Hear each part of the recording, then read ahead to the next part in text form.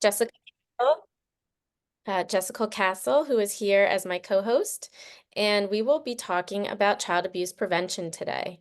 And it is April, which is Child Abuse Prevention Month, and the both of us are on a coalition called Heal PA, and our team is working to stop and prevent and heal child abuse in Pennsylvania. And we decided that we would come together for a few minutes today or an hour to educate as many people as possible with a free webinar so that we could bring this information, helpful tools and strategies to you. And so if you have questions as we go along, please feel free to pop them in the question and answer box. We have Haley in the background who will interrupt and let us know that there are questions. If there's lots of questions, we may have to wait until we get to a stopping point. Maybe when me and Jessica switch off, because we're going to be switching back and forth, we can kind of check the chat and the question box and answer some of those. Also, this webinar is for educational purposes only, and so this is not a replacement for any type of mental health treatment or medical guidance of any kind. We ask that you seek out professional licensed counselors or therapists if you are having any mental health issues. And of course, this is a heavy topic, and it can be a lot to listen to, and you might have some strong emotions that come up either throughout the webinar, maybe later today or over the weekend, maybe even next week. I encourage you to find somebody supportive and safe and trusting that you can talk to about any feelings that come up. Journaling is also a great way to relieve some of the tension and emotions that may arise, and always feel free to step out of this webinar if there is anything that is upsetting to you. But keep in mind that we are talking about child abuse today, and so some heavy, often upsetting information might be coming your way, although we share the hope at the end of what we can do to prevent and heal these situations. So it's not all bad news, but I do want to make you aware. So I'm going to share my screen. Jessica's, I guess we should introduce ourselves first and foremost, right? Sure. So I'll let you go first for anyone who Okay. doesn't know who you are. Okay. I'm Jessica Castle. I'm the Program Development Director for Voce, And Voce stands for, Voice. So we empower others to use their voice. Yeah. And our areas of expertise are adoption and permanency and trauma and family and child well-being. okay, great. And where can they find out more about Voce? You can go to our website, vocetogether.org. Okay, great. Thank you. And for those of you who don't know me, I am Beth Tyson, and I'm a childhood trauma consultant, a former psychotherapist for children who had experienced trauma, also mostly within the foster care and adoption and kinship care world. I left my role as a therapist to be a full-time facilitator, speaker, educator on childhood trauma and loss, and I'm also a children's book author. And you can find out more about me at bethtyson.com. And my email is beth@bethtyson.com. So feel free to email me there and subscribe to my free newsletter on childhood trauma on my website. So with that, we will get started, and happy to see all of you here today. I'm going to share my screen. We might be moving a little fast because we only have till 1 o'clock, but if you have questions we don't get to, me and Jessica have agreed to stay on after the presentation and answer your questions. All right, slideshow. Can you see my slideshow? Yeah, okay, great. So welcome to the Child Abuse Prevention webinar. This is hosted by Heal PA, which is a coalition of people all over the state of Pennsylvania trying to make our state trauma-informed and healing-centered. If you want to learn more about Heal PA, you can go to healpa.org. Today's agenda will be on the following topics. First, we'll be defining child abuse and the impact of child abuse on children and families. We'll talk about how to respond to disclosures of abuse, which is often a sticky topic. We will talk about prevention education, which means teaching children about body safety and different ways that we can prevent trauma and abuse. And then we will talk about reporting child abuse, what happens when you report, when to report and when not to report, and what to do if you're unsure. We'll then finish off with how can we create safer, healthier communities and preventative communities. And this isn't just a individual problem. This is not just a prevent child abuse from parents problem, but it is a collective problem that we need to serve. We need to provide support for within our communities together. I will hand it over to Jessica for this next slide. Great. Thanks, Beth. Yeah, so the first step to really preventing child abuse and neglect is to understand and recognize the signs. And so federal legislation kind of lays the groundwork, and then states have their own definitions and protocols that need to be met. So as we kind of quickly go over the types of abuse in the next few slides, I'll also be incorporating some language from Pennsylvania Child Protective Services law so that you can connect those as later in the presentation, we'll talk about mandated reporting. And so some of those definitions and criteria that I'll be mentioning will make that mandated reporting make more sense. So on average, on a yearly basis, there's over 600,000 children that are abused in the US every year. And 15% of those maltreated children often experience more than just one type of abuse. So the 5 types of major maltreatment are listed here, and we'll also be covering online because that is certainly a growing area of need. So Beth, if you could go ahead and quickly go to the next slide, please. Sure. Thanks.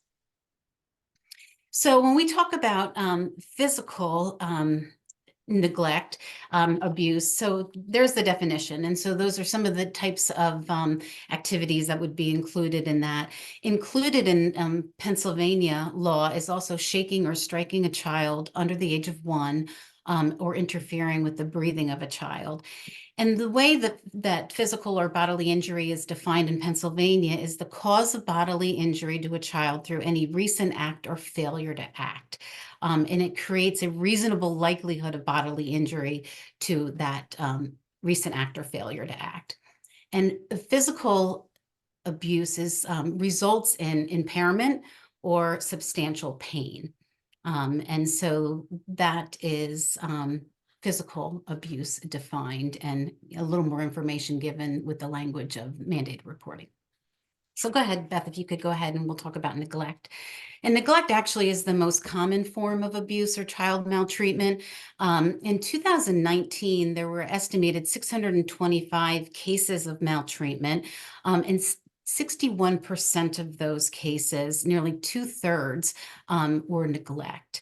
And so when we look at some of the statistics of abuse overall declining in many cases, neglect, unfortunately and sadly, continues to increase.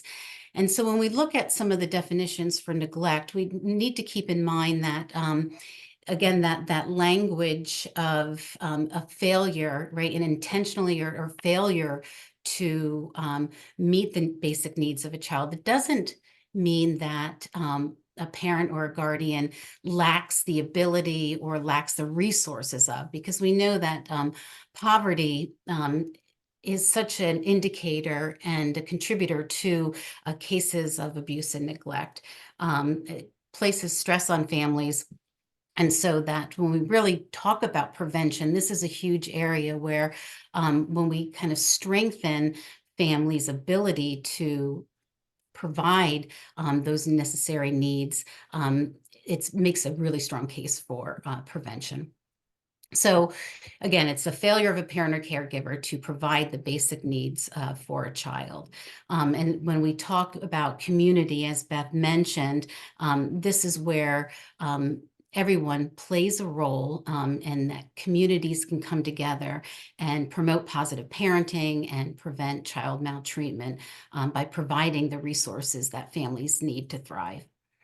So we Yeah. can go ahead. I just want Yes. to add that, one simple thing we can do, right, is offer childcare to friends or Yep. family that are struggling. That doesn't, sure, it takes your time, but it doesn't cost anything, and it can really relieve a lot of the pressure that a young family might be under. So, uh, Hmm. I just wanted to throw that out there as we were going Yeah. through. And I also Yeah. like that neglect covers um, emotional neglect, because that is one I think people often don't think about, right? When they think about abuse and neglect, is that the emotional needs of the child, the failure to provide, psychological support is a form of abuse. Yeah, absolutely. Yeah, and a lot of times, when there's a lack of resources, in a community, it's about having those resources and making them accessible and providing those referrals to the resources that are available. And I think that's something that we can all do, Yeah. um, to provide those connections. So the next type of abuse that we'll cover is sexual abuse, and from the slide you can certainly read the definition. And again, when we look at the law for mandated reporting and the criteria, it's again using that language, a likelihood of sexual abuse or exploitation through a recent act or failure to act. Included in Pennsylvania law is leaving a child unsupervised with an individual other than a child's parent, when the parent knows reasonably, or reasonably knows that that person is a sexual offender, a registered sexual offender. So that is included, in that definition. So we will connect sexual abuse as we talk about online. That's one of the big risks for sexual exploitation, with the growing online cases, and the increased use with children being online more and more. It certainly creates an opportunity for offenders to use that method of communication, and creates a vulnerability with children. So we'll make that connection when Beth talks about more of that online. So we Yeah. can go ahead and talk about emotional abuse. And emotional abuse is that pattern of behavior. And important to think about is that it interferes with a child's ability to accomplish those age-appropriate developmental and social tasks. And with Pennsylvania law, it needs to rise to the occasion of causing a substantially substantially contributing to serious mental injury. And serious mental injury is then defined as diagnosed by a physician or psychologist. And as we know, we talked about the co-occurring of these different types of abuse. Emotional abuse is certainly tied and coexist with these other forms of abuse. Thank you.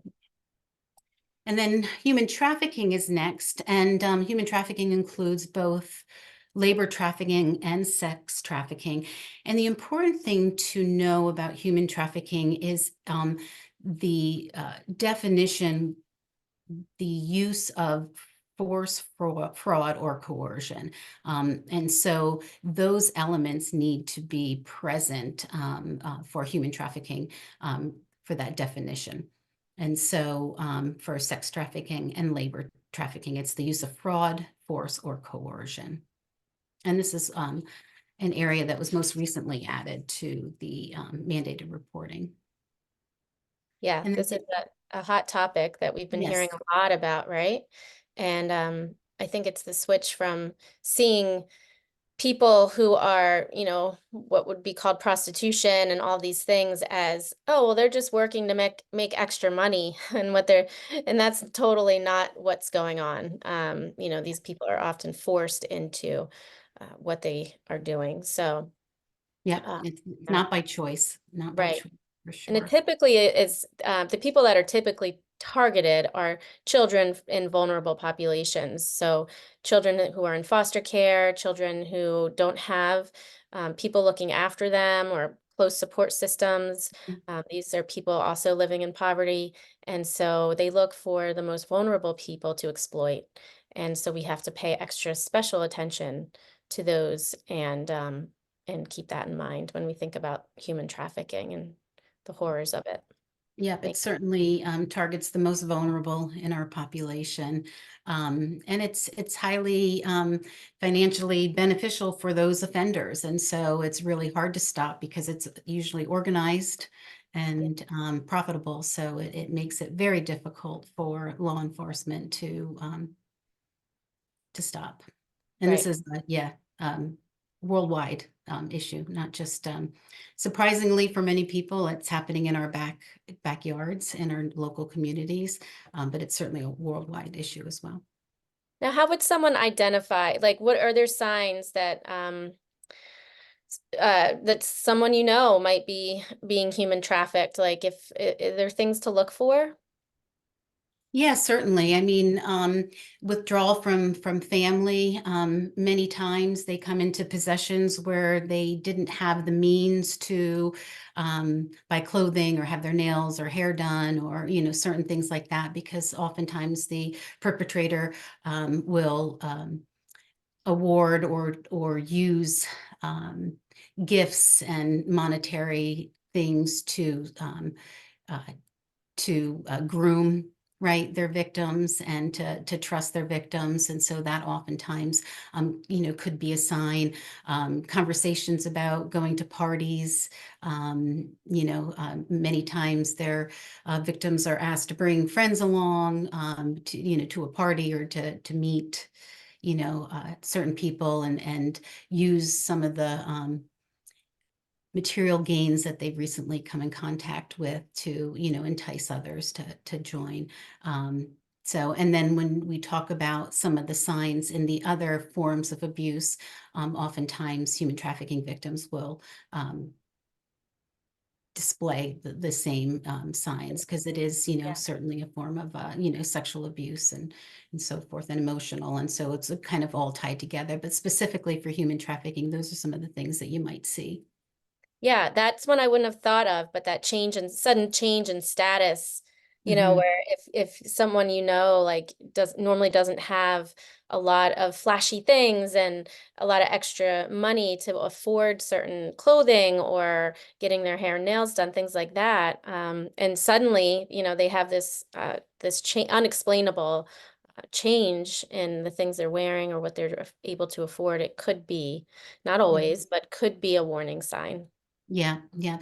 And a lot of the victims going in the earlier stages are confused because they're usually, young and inexperienced. And so the that grooming process where the perpetrator will create a relationship. It's masked as a relationship, and in love, and you know that there'll be a future in the relationship. And so it sometimes those youth that are again at risk, looking for connection, looking for supports, and feeling of belongingness, will fall prey to those looking to take advantage of those needs. And so it's often difficult to get out of that relationship, because that hope that it'll continue and that it'll result in something real.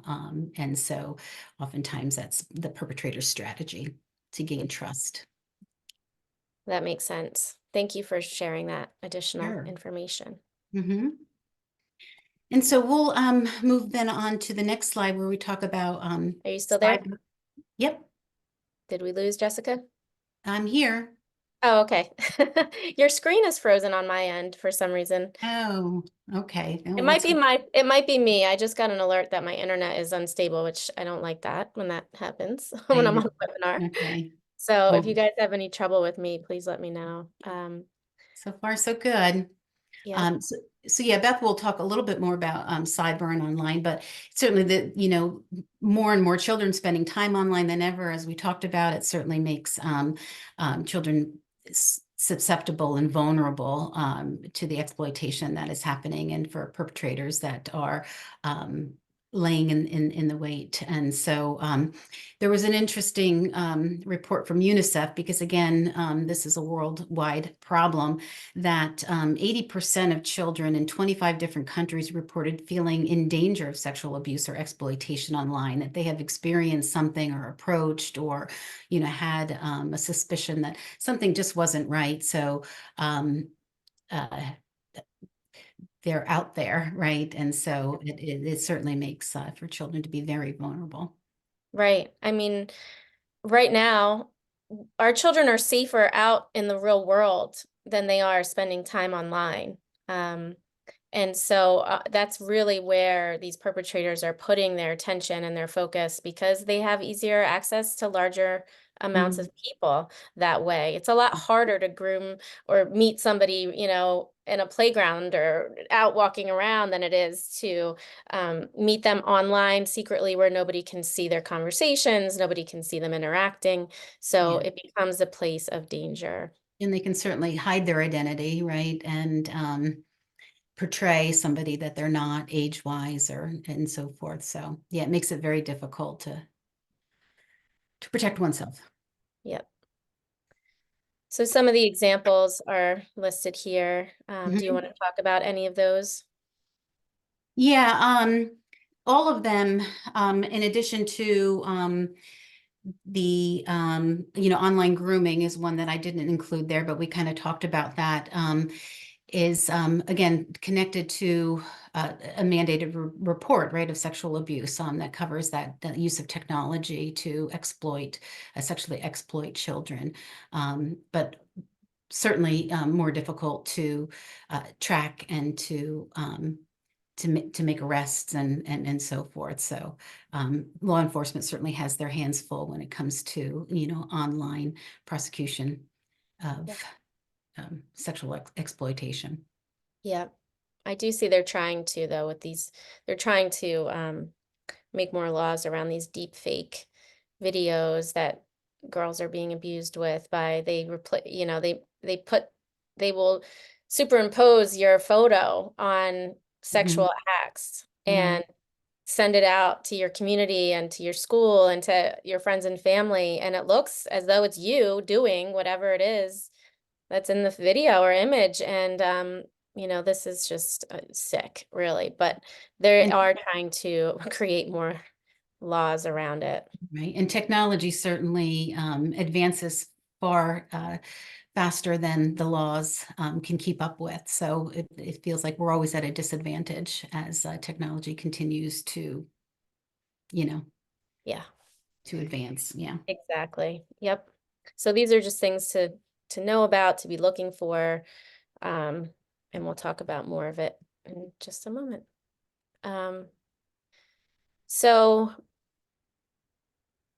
I want to go back actually to that slide and just explain a little bit about sextortion, because this might be a new word for some people. It's definitely a newer word for me. But sextortion is when a perpetrator will uh, get to know the child, befriend the child, maybe pretend to be somebody else, like we talked about, and ask for photos or ask for them to do certain things, videos and photos of things. And they may be pretending to be a teenage girl asking a young boy for, you know, explicit photos or videos. And then to find out, it is once the videos or content is sent to the perpetrator, they come clean and say, I am not actually who I am. I'm going to use these photos to, um, I'm going to send these photos out to the world and I'm going to tell everybody about what you did unless you do X, Y, or Z.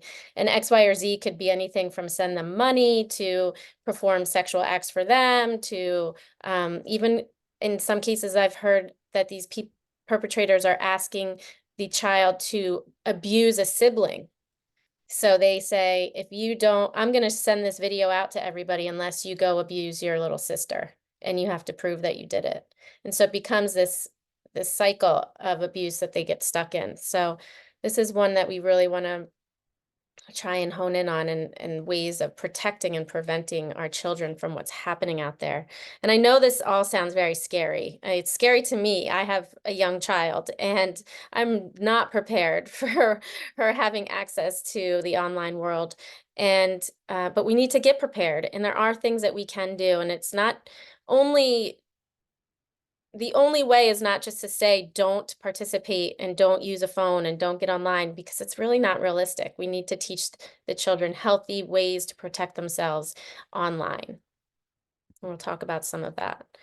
So the short game, I like to call it, is what can we do? What can we do now immediately to prevent some of this abuse? And what that can look like is setting up monitors on your child's phones and screens. And this is one we often put off to a later date or say, oh no, my kid's not seeing anything. No, no, no. I know what my kid's watching. It's just kids YouTube. I swear that's all they use, blah, blah, blah. And you put it off and put it off. And I will raise my hand and say I'm one of those parents because I'm like, I'm with her all the time. I know she's fine. She's not going to see anything, right? But the fact is that they are getting in through these apps. They are able to, there's sometimes the filters are not very good on different platforms, and things are getting through that your children really shouldn't see and are inappropriate. And it might not necessarily be sexual content, but it still could be something that's inappropriate for their age or upsetting or scary. So it's important to really monitor what they're watching and put in the protective, what is it called? The safety controls. So you have safety controls on your phone, but then you can also add in apps. And I just heard of a new one. I know there's Bark, but there's also a new one that I'm really interested in using because it monitors the YouTube usage and the YouTube comments. And I don't think Bark does that. And so if your child is really heavy into YouTube and some of those video channels, then this is a good app for you to get. And I might have to send it out in the notes and in the follow-up because, or maybe I'll look for it and get back to you by the end of this webinar, what it's called. But you'll really like it. I liked it, and I think it's a good option. You want to set boundaries with phone and screen time use. So they shouldn't just have open access to their phone all day and all night, especially young children. As they get older, of course, they might have more responsibilities and they may have developed the trust to have more access to their phone and screen time, but always having boundaries where you are turning it off during meals together, where the phone is not allowed in their room overnight, and make it a family boundary, not just for your child, but also for yourself, because you'll see later on in the conversation that what prevents child abuse and neglect is our connections and the strength of those connections to our children. And just like Jessica said, that some of the most vulnerable people are those that lack that connection, that attention from a committed caregiver or a parent. And so, when we can join in on the boundaries and set an example through our own behavior, you have a much better chance of the child complying with and being honest with you about their phone and screen time use.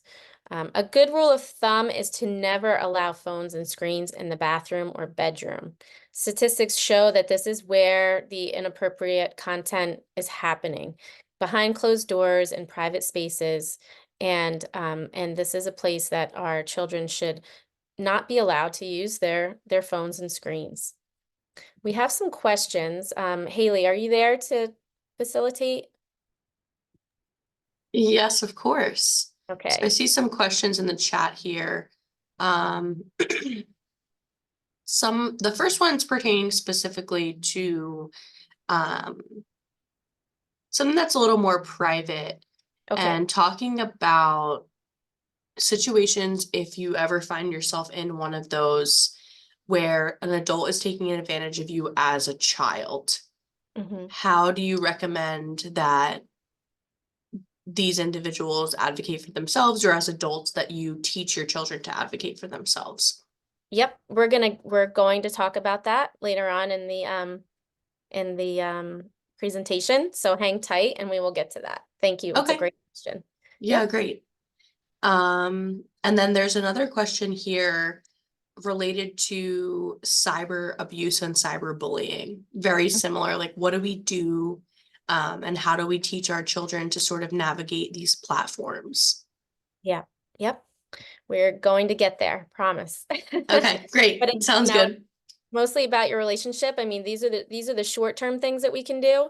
Um, and I get it. They're not easy. As a parent, it is not easy to set these boundaries and to monitor all this stuff. I mean, on top of all your other responsibilities, like this is a huge pressure and expectation to put on parents. And that's why later on in the presentation, we also talk about collective. What can we do collectively? Because we can't possibly do this all on our own, but we need to do what we can. And so we need to make this a priority, and we need to set up these safety controls and softwares on our children's phones so that we can we protect them. And I really do stand by the no phones in the bathroom and bedroom, because that can easily be a slippery slope for folks. We also want to teach them about this online grooming that can take place and tell them, you know, if there are people who are offering you gifts and offering you money or offering you things that you want or willing to pay for things to make you pay more attention to them, that is a sign that they are trying to groom you. Anyone who wants to give you something for free is usually has an ulterior motive. And that's just something we should always teach children, you know, nothing in life is free, they say. And it really is true, especially when it comes to strangers on the internet. You know, don't trust anyone that you've never met in person, and don't trust anyone you've never met in person to give you something for free, especially. So that is something we need to teach our children. Um, and not to talk to strangers online. I know that's, you know, that was the old thing from the 80s. Don't talk to strangers. That's what I was taught. Don't talk to tricky people. There's tricky people out there. But the thing is, if you haven't met this person in real life, you shouldn't be communicating with them online either if you're a child, because you really don't ever know who that person actually is. They can be hiding their identity somebody else very easily these days with the technology that's available and AI. And so there really should be a rule in your family that your children are only allowed to talk to people that you know in real life. Any other relevant questions that have popped up in the box there? I don't see anything right now, but I do see some people raising their hand. So I just want to remind you, if you do have a question, please just send it into the Q&A option on your control panel at the bottom of your screen, and I will make sure that your questions get addressed. So it looks like we may have lost. Oh, here she comes. Are you guys there? Yes, we're here. Oh, I'm so sorry. I don't know what happened. Something just, my screen just like shut down. Did that happen to you guys too? I thought we lost you. Yeah, I know. It says this only doesn't normally happen, but it says my internet is unstable. So I don't know if there's Of something going course, on. right. I know, right? I mean, right when I'm trying to present. Right.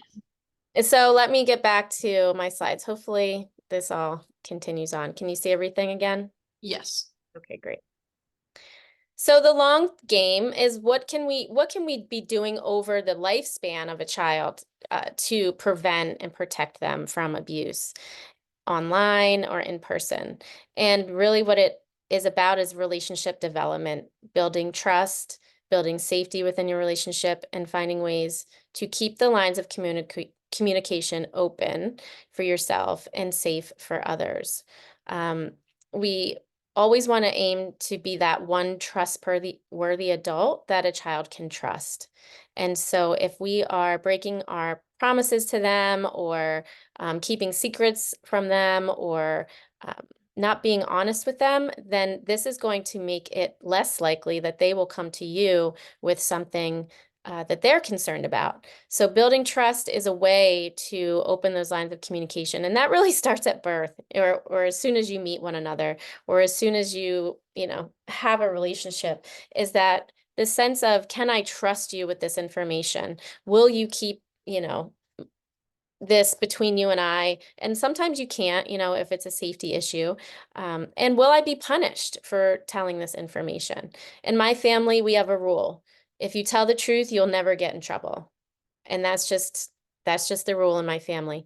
There might be a consequence, like they might, because of something that was said, they might not be able to do something, but it's never you're going to be yelled at, screamed at, or scared or any of that. So there will never be a punishment for being honest with me. And you can take it a step further. And I just recently found out that some people provide a secret word or like a special word.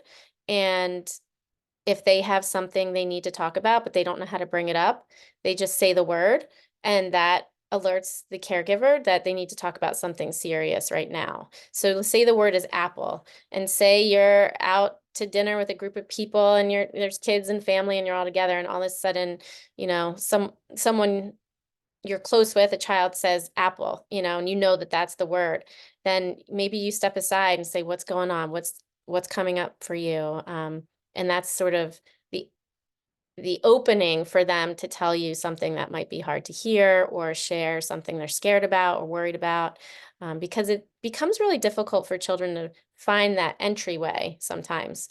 But if they already know they have an established word that they can use to get your attention and to and that it means that it's serious and it's something that needs to be talked about regarding safety or comfort, then that can be an easier way for them to open that conversation. We want to encourage assertiveness for handling tricky people. So what that can look like is I role play with my daughter and I say to her, let's practice. I'm going to try and do something that you don't like, and I want you to tell me no.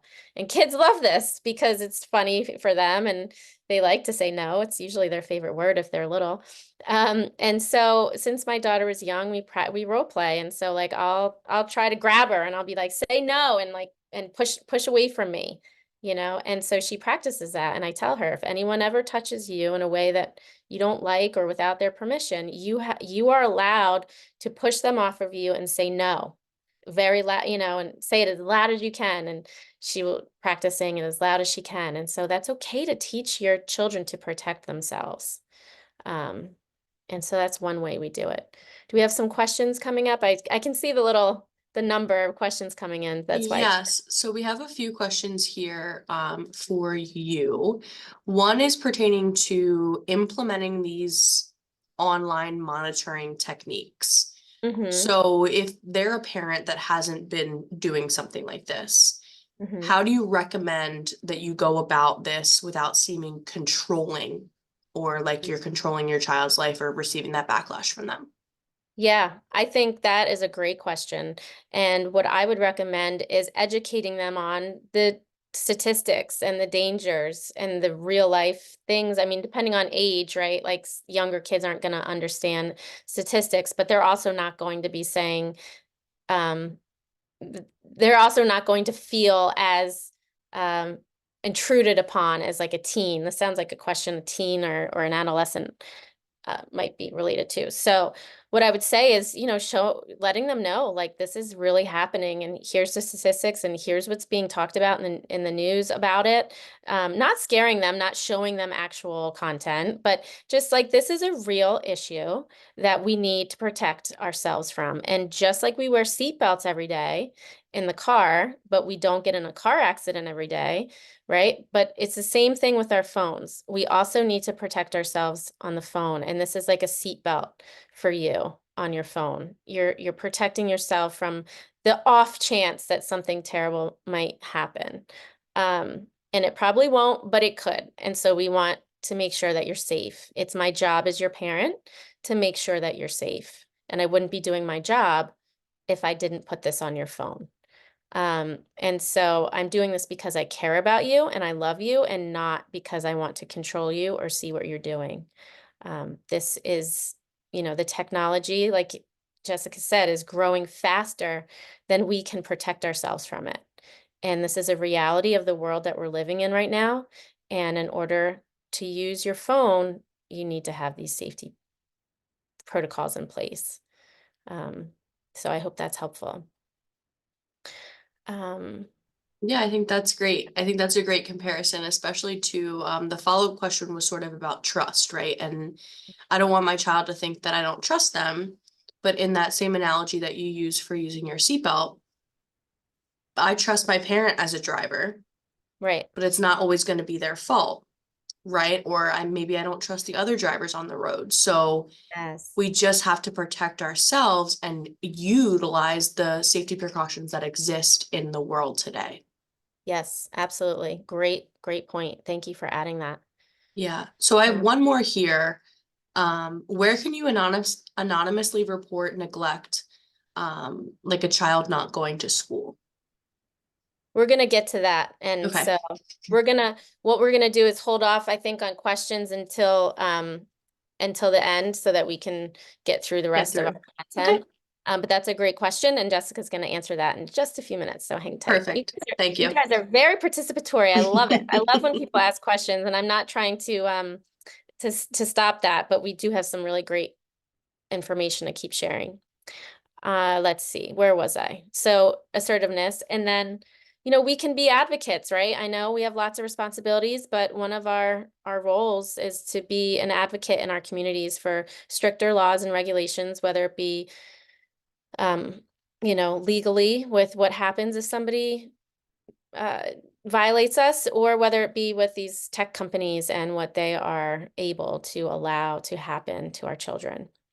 And then create a community that limits social media use. So one of the ways that we can protect our children is by creating new social norms. We can't do this individually, but we have to create new social pressure and social norms. So speak up about the fact that you're not letting your child use TikTok. Speak up to your friends about the fact that you are not allowing your child to use the regular version of YouTube without any safety software. Let your friends and be loud and proud about how you are protecting your child, because right now you're kind of seen as uncool if you don't let your kids use your phone. But we need to switch that narrative, and we need to start feeling proud that no, we're going to protect our children. And some psychologists and experts recommend not allowing a child to have a phone until 13. Some are saying use flip phones and less technologically advanced tools to communicate if you need to. I know there's a watch. So my daughter has a watch that is connected to the internet, but is very limited in what it can do, but it can show me where she is and where she's located. And she can call me if she needs to, and she can text me. But it's very limited as to what it can do. And that's a way for me to let her have more freedom. And so if a child is saying, well, I don't want to wear this watch because I don't want you following me around. You're invading my privacy. You can say, no, I'm actually more comfortable with giving you more freedom because you have this on, because you're wearing this. You'll have more opportunities to do more things. And that's truly how I feel about it with my daughter. Some signs to keep a lookout for are sudden changes in behavior or school performance. These are recognizing signs of abuse. A child who's not receiving help for physical or medical complaints, problems that are brought to the, oh, or other problems that are brought to the parent's attention. Sorry, my formatting is a little off here. Has learning problems or difficulty concentrating that cannot be attributed to some other type of mental health diagnosis. So often trauma and abuse shows up in children as very similar to ADHD and autism, because the trauma creates a difficulty with learning, paying attention, and focusing. And that's because the brain doesn't feel safe and their body doesn't feel safe. And they are in constant alert for threats. And they don't have the ability to learn and concentrate and focus and remember, because they are on such high alert, worrying about these other things and protecting themselves. And then someone, again, who's always watchful and tense, someone who's hypervigilant, someone who's seems to notice every little thing. Their senses are very high. They can hear things and smell things and feel things that normally wouldn't bother somebody else. And that's not always a sign. These are just warning signs to look out for. These don't mean that absolutely a child is being abused. I just want to make that clear. But these are just some warning signs to look out for, to do some additional research or assessment on. So a child who's overly compliant, passive, or withdrawn, they come to school or other activities to stay away from home, or they want to avoid being around a particular person or in places. Disclosures of maltreatment with words or behavior. One way that children can sometimes express their abuse is through saying that it happened to someone else, or saying they saw it in a movie, or saying that they heard a story about it. And so what is happening in this case scenario is that a child might come to you and say, I had this bad dream last night about some kind of abuse, whether sexual, physical, emotional. And then you might be like, oh, that's strange. I'm sorry you had that nightmare, but you're safe, and that must have been really hard and scary for you. And you might move on about your day. And then they might go to someone else, maybe an aunt or a friend, a family friend, and say, I heard a story at school that my friend is going through this abuse. And then they might go and tell their actual safe person that, no, it's me being abused. This bad thing is happening to me. And the reasons why the stories don't line up is because they're testing out to see what the reaction of the adult will be. And depending on the adult's reaction, they will either disclose more or less. And so oftentimes children who disclose in this manner are accused of lying, when in fact they're just trying to tell the truth, but they don't know how to do it, and they're testing to see who's safe. And so if you have a child who has conflicting stories about abuse, and dad says, no, well, she told me it was a dream. And then somebody else or teacher says, well, no, she said it happened to a friend of hers. And then as the parent, you're like, well, she must be making this up. Like she's lying. And that's just not always true. And so we want to take these disclosures as fact, and we want to believe what the child shares with us. They can also act it out through play, and young children will act out their trauma in play. And so keep an eye out for play that resembles abuse. Signs of abuse from parents and behaviors we might see are denying or blaming others for the child's problems at home, asking teachers or other caregivers to use harsh discipline on the child, seeing the child as totally bad, worthless, a burden, and demands a level of physical or academic performance the child cannot achieve.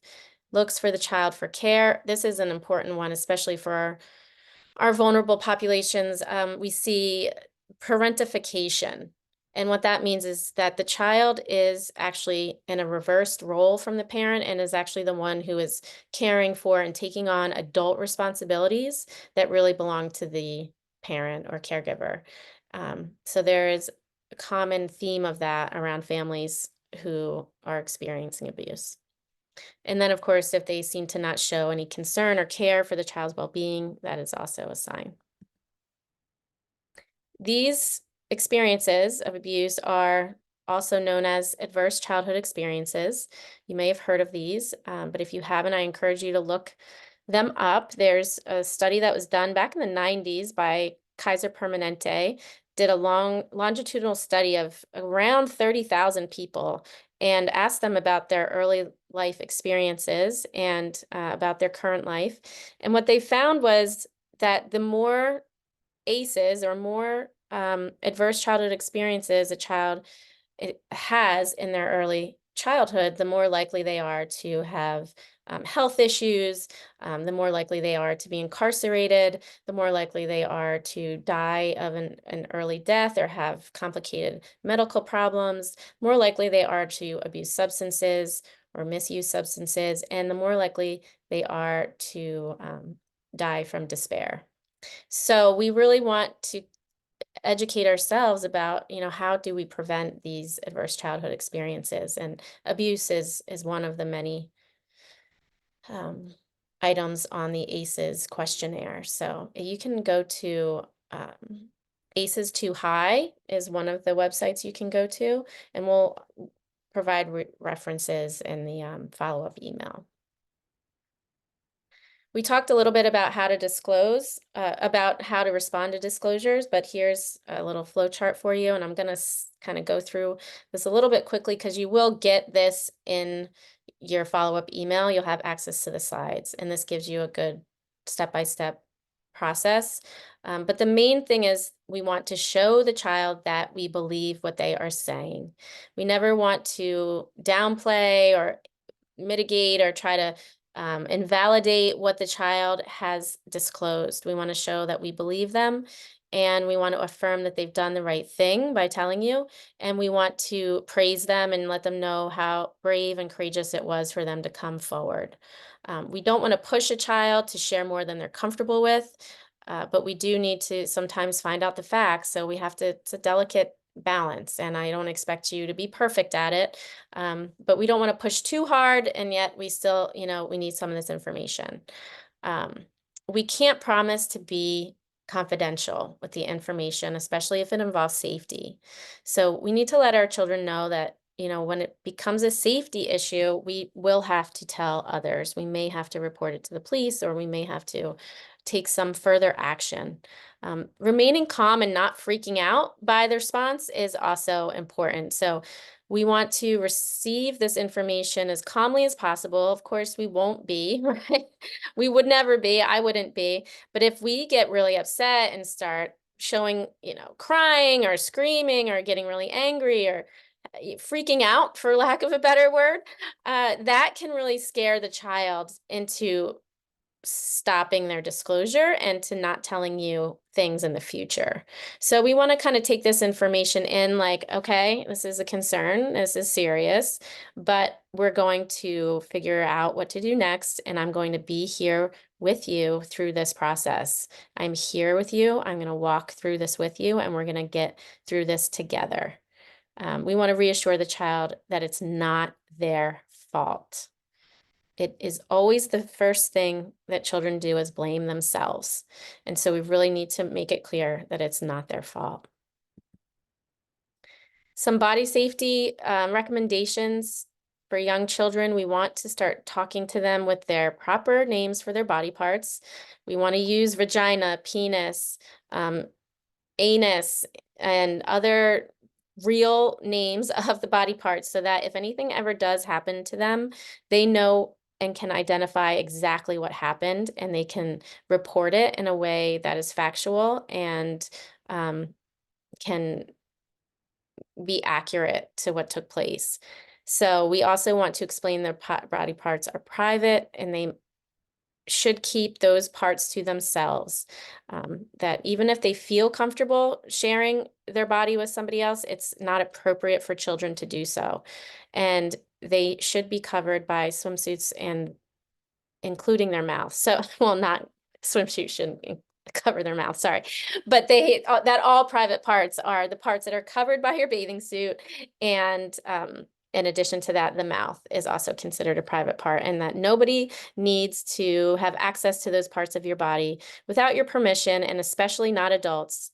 And other things we can do is ask permission before we touch our child. I know that might sound ridiculous at first, but even when my child was a baby, I would talk to her and say, I'm going to pick you up now. Is that okay? And I would kind of wait for some sort of response from her. And of course, she couldn't talk. She couldn't tell me. But there is a way that child will communicate with you. Even baby will be able to push away or scream or cry if they don't like what you're doing. And so I encourage you to really listen to and pay attention to young children and babies and how they are establishing their boundaries.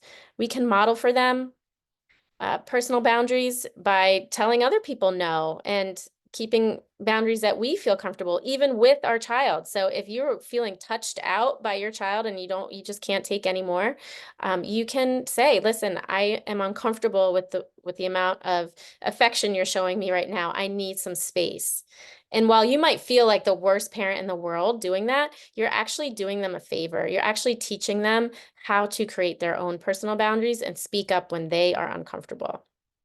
We don't want to force affection on children from relatives, friends, neighbors, or anyone who comes to visit. If a child doesn't want to hug, there are other options, or kiss a family member or friend. You can say, hey, why don't you give a high five instead if you're comfortable with that? Or, maybe you're not ready for that right now, but you give them a hug later if you choose to. So there's different things we can do instead of hugs and kisses with family and friends. This isn't about rejecting the person. This is about body autonomy for the child and them recognizing what they're comfortable with. We've talked about the rest here, but I want to highlight the hand of safety, which is identifying 5 safe people for your child to go to if they feel upset, concerned, or uncomfortable with the way anybody treats them. And the reason for that is if we have at least 5 people, you might not feel comfortable telling your mom or dad about something bad that happened, right? But you might feel comfortable telling your teacher, or you might feel comfortable telling your uncle, or you might feel comfortable telling a grandparent. So my daughter has a hand of safety, and she has 5 fingers, and each finger represents a safe person that she can go to when she has something upsetting, stressful, uncomfortable, scary, worrisome going on. And now I will hand it off to Jessica, and I realize we're running behind on time, so the questions will have to wait until after. Yeah, we are just up to our time cutoff, aren't we? We have about 5 minutes, yeah.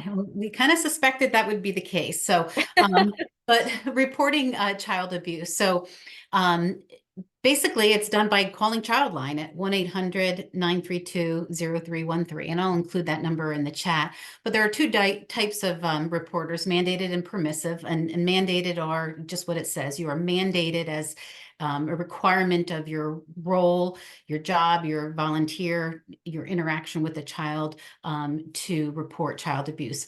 And everyone else is permissive reporters. And I know we had a question in the chat about how to make an anonymous report. And as a permissive reporter, you would call Childline at the number, and you would not be required to leave your name. And so, again, we all have a role in preventing child abuse, and mandated reporting and permissive reporting is one tool we have in our arsenal to do that. But reports can also be made when there is concern that there is limited or inadequate resources to meet a child's needs, and those would be referred to as general protective services. So it may not elevate to the level of an investigation of child abuse, but we recognize then that there is a need within that family, and there are resources available, and through that referral to general protection services, that family may be able to receive the resources that are so badly needed. So when we talk about when to report, it's really when you have a suspicion or a reasonable cause to suspect child abuse. There is no proof needed. You are not investigating a child abuse case. You are just reporting a reasonable suspicion.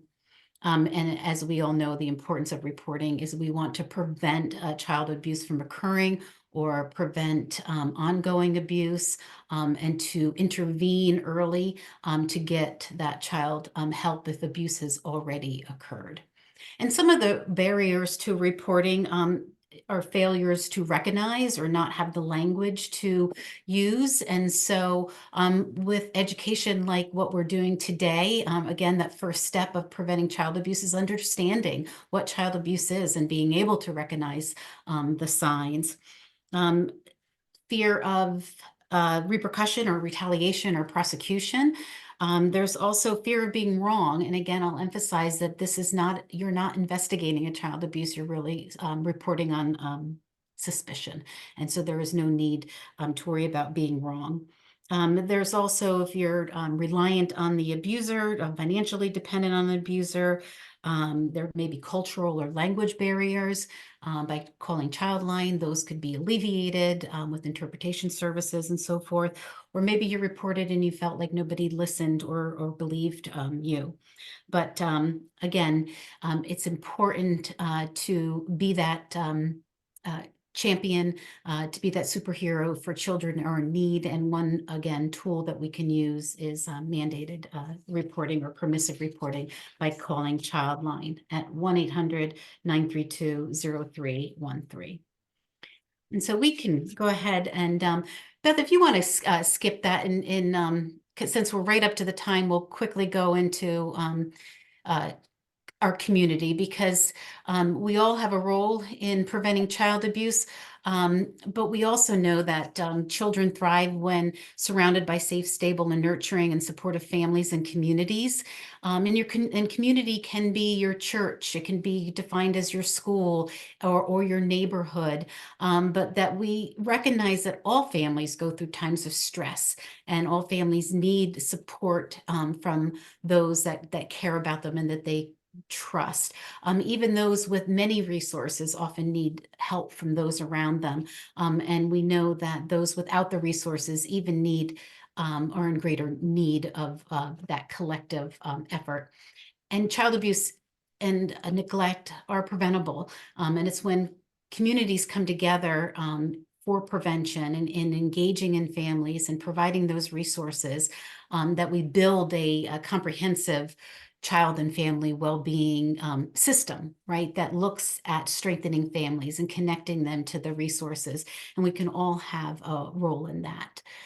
So Beth will have some specifics on how we can look at that collective care. Yep. And we do realize it's 1 o'clock, so if there's anyone who has to hop off, we totally understand. But if you'd like to stay on and hear the rest of what we're discussing, you're welcome to. I have the flexibility to stay for a little longer, and this is just really important information for me to share. And so,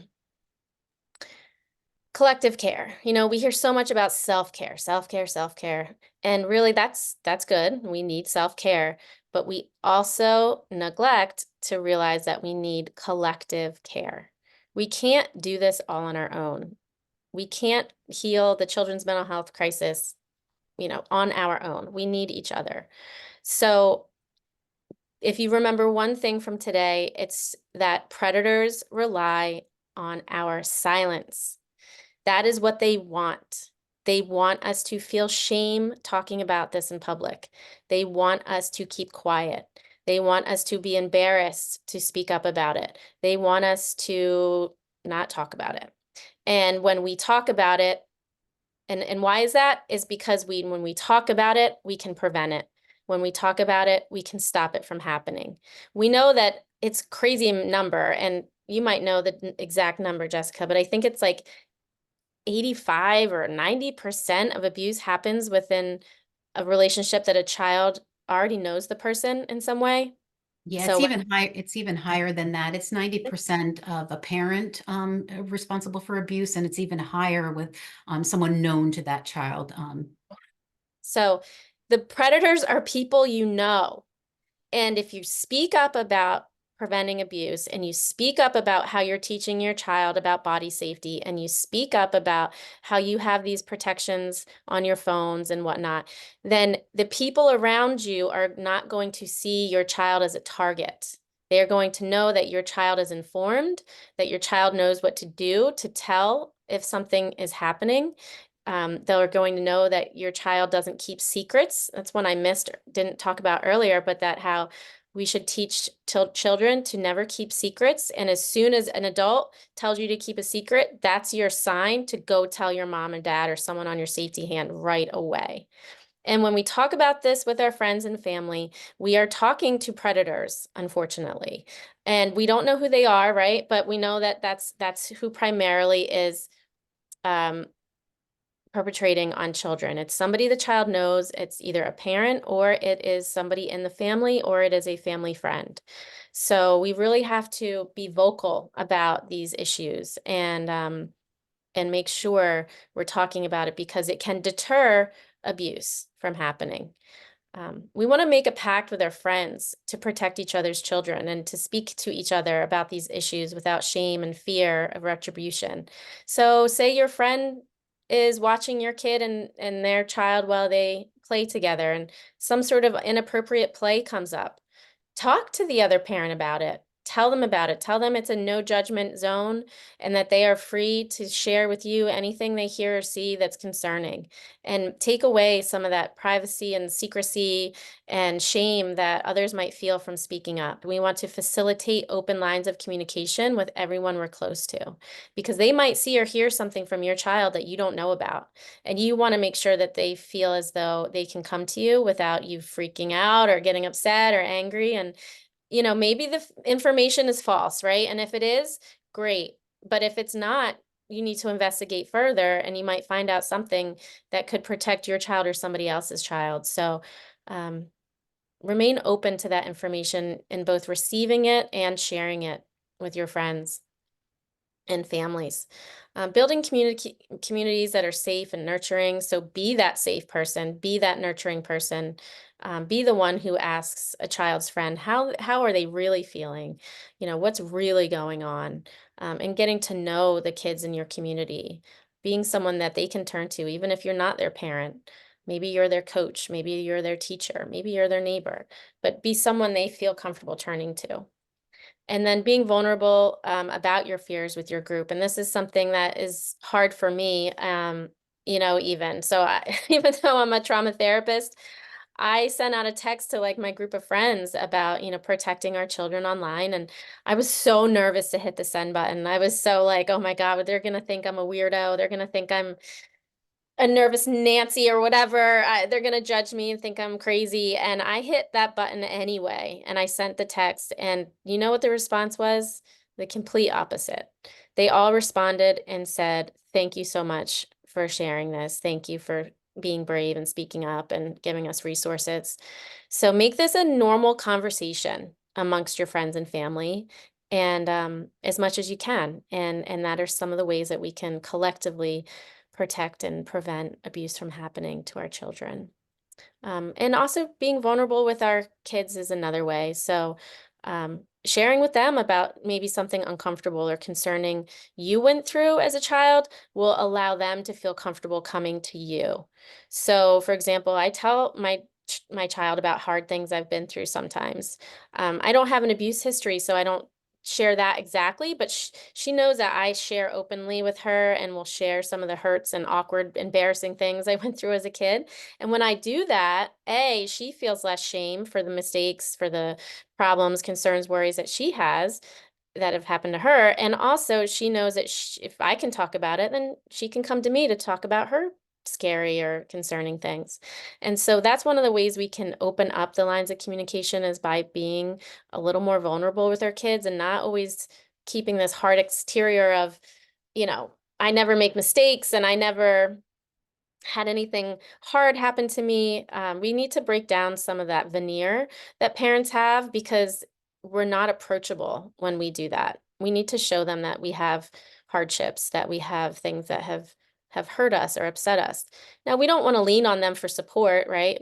That's not the intention. We just want to be open enough to share, like, hey, one time I went through something hard, and this is what it was like for me, and here's how I handled it, and then here's what happened, and here's how I got through it. Those conversations are invaluable to our kids. They build trust and they make it more comfortable for them to come to us when they have problems. We have some resources here. Jessica, do you want to share about these resources?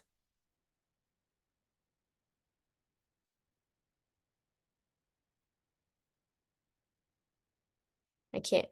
I think you're on mute. I'm on mute. I'm sorry. Yeah, It's nothing okay. in particular. There were just resources that I drew from for preparing the content today that just dives a little bit deeper, into supporting and strengthening families. If you had any questions about mandated reporting, some of the criteria are there. So just helpful information. And our goal as a team with HEAL PA, as a child abuse prevention team, is to continue these webinars and dive deeper into each one of these topics that we touched on today. So this is an overview. We don't expect you to remember everything, and we don't expect you to understand and implement everything you heard today. But we hope that this opens a door, a line of communication between you and us, and an opportunity for us to dive deeper in future webinars and workshops regarding these topics that we went over today. So this isn't the last you're hearing from us. We will be sending out more free webinars on this topic moving forward. So stay tuned for that. I'd like to get to the question and answer section now so that we can oh, and again, thank you all for being here. We will do question and answer now. If you'd like to hang on, you're welcome to. I, again, am Beth Tyson, and I'm so grateful that Jessica was here to co-host with me, and Haley as well. Thank you for your back-end support. You know, it takes a community, right? And here we are doing it together. It's nice to not be alone in this hard discussion about child abuse. So thank you for that. Looks like we do have some questions popping up. Yeah, I have a few questions here. One of them, the first one here is pertaining specifically to the behavioral cues that children might exhibit when they're experiencing any kind of abuse. So how are special needs parents with children diagnosed with autism, ADHD, or something on the spectrum, how are they supposed to distinguish the difference? It seems as though a lot of signs and behaviors overlap, but our children may have limited communication. Yeah, that's a real tough, it's very tough.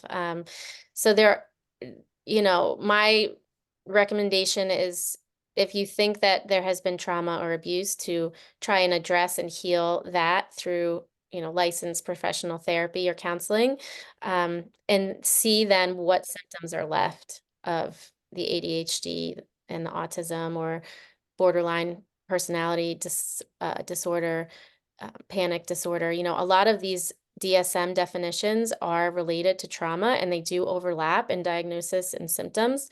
So it's difficult. It takes a very trained person to discern between trauma, ADHD, autism, and some of these other diagnoses. Now, oftentimes they're comorbid, which means they're happening at the same time. So just because the child has trauma doesn't mean that they also don't have ADHD. They could have both. So it is tricky, it's difficult, and my heart goes out to any parents who are struggling with that, because it is a very difficult situation. And it's a great topic for a future webinar where we can give more information about it. So if that's a topic you're interested in, please let us know, and we will maybe we'll make that the future content. So Yeah, that's awesome. I agree. It's definitely a good topic for a future webinar if you know we have a population that's interested in hearing those things. yeah. Okay, so let's do two more here. The first one is there a way to recognize physical / rough housing type of play versus rough play that comes from an abusive environment? Hmm.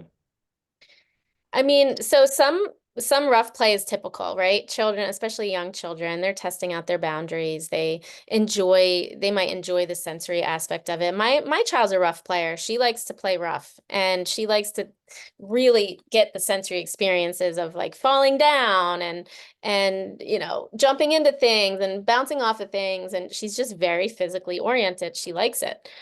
So there is a normalcy to that for some children. However, if this is a child who's actually harming themselves, so, you know, intentionally falling down and actually getting injured by cuts and bruises and sprained ankles and you know, that's rising to a level that needs to be investigated a little further.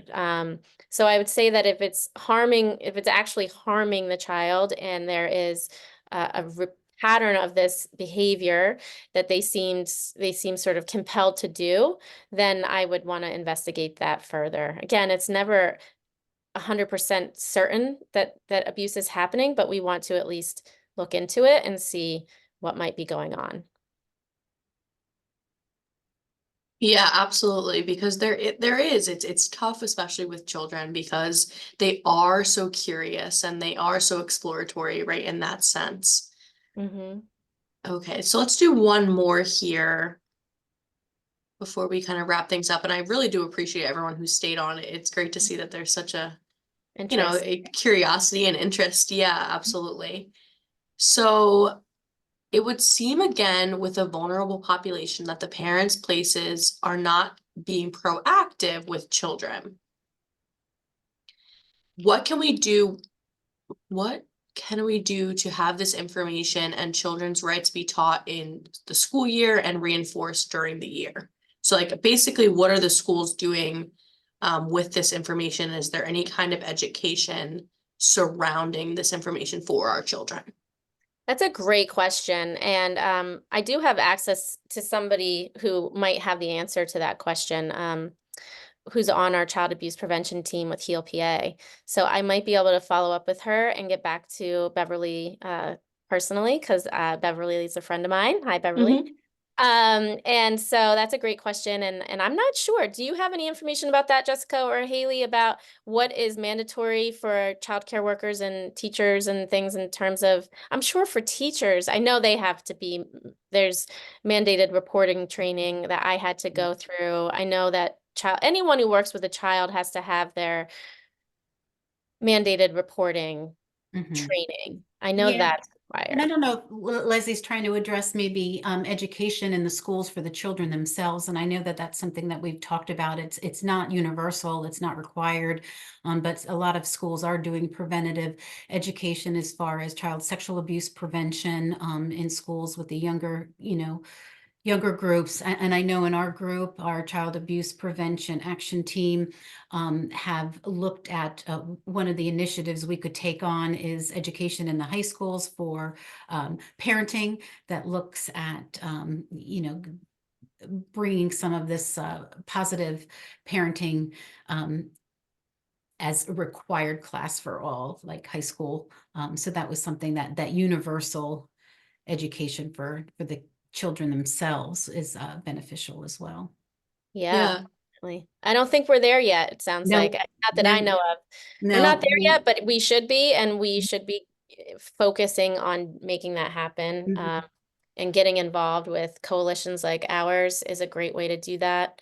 I see that somebody has their hand raised, but we can't actually take you off mute or answer that way. So if you could put your question in the chat box or the question and answer box, that would be great.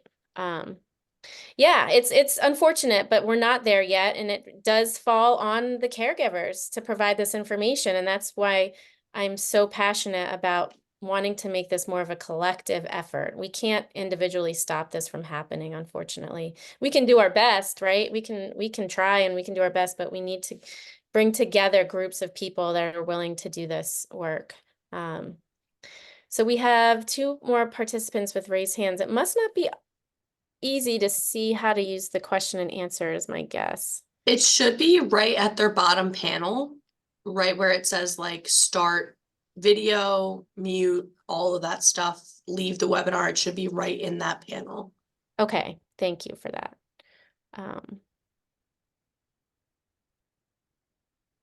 Yep, so we'll just sit here for a minute or so to see if there's any other questions that come up. We got to most of them, right? Yeah, mostly everything has been answered. I can talk a little bit on behalf of the Catholic schools that exist in Pennsylvania under the Archdiocese of Philadelphia and sort of what we do Mhm. in terms of educating not only the employees and the volunteers, but as well as the children. Okay, So we require mandatory child abuse prevention training. The first part is talking all about child abuse and what we can do to prevent and respond appropriately in these situations. We also require mandated reporter training, just very similar to the public schools in the state. And then we also have Kid Talk, which is a program that happens twice a year in the schools at an age appropriate level. The teachers are provided with the curriculum specifically pertaining to that age group and how we should talk about our body parts, right? And how we should learn about safe touch and boundaries and how to advocate for yourself. So very similar to what you guys talked about here. that's fantastic. I'm happy to hear that. And if you could send me more information about that, I'd love to hear it. Yeah, I Yeah. mean, sharing curriculums like that and getting access and advocating to your school administration about wanting this type of education for your children is a great way to make change. So, you know, you want to get in front of your school board, you want to get in front of your leadership and let them know that this is something you want. Again, we need to talk about it, not be afraid to speak out and say what we need and we want for our kids. So Yeah. I encourage you to do that and to go after and get your friends together, you know, get the Yeah. other parents together and say, hey, let's call a meeting with our school administration and let's talk about this. And if you're on a board, make it a topic of discussion for your schools and for your community. You know, and if you need help with that, like feel free to reach out to any of the people on this call today. You know, myself, I'm sure Jessica would be happy to answer questions, provide resources, and Haley as well. I'll put my contact information in the chat. Just once again, for anyone who wants to find me, you can find me at bethtyson.com. And there's a contact page. You can send me an email or a message there, and I check it all the time. And Jessica, if they want to get in touch with you, they Yep. would go to the Voce Yep, I website. just put my email in there. Okay, great. Yeah. And Haley, would you be open to receiving any questions or comments from the group? Okay, great. And there's Haley's. So thank you all for being here today. I know it was a lot. It was like drinking from a water hose, I'm sure, and I'm sure there were things we missed too. So I apologize if we did, but we really just wanted to get as much info to you as we could, and under short notice, this was the best we could do. So thank you, and please stay in touch with us. I'd love to hear from anyone who attended this webinar, what they thought, how it was for them, and continue a relationship with all of you. So find me at bethtyson.com, and you'll find my social media there as well. I have a large following on LinkedIn. Shout out to my LinkedIn people, and love it there. That's such a safe community for me. And we will see you again on the next webinar. Stay tuned and keep an eye out for us in your email for upcoming links to register for our next webinar. Yeah, thank you, everyone. Thank you. Thanks, everyone. Thank Do you you. ladies want to stay on and debrief for a second? Yeah. Okay. I don't know if we can just end the I think you can exit everybody, right?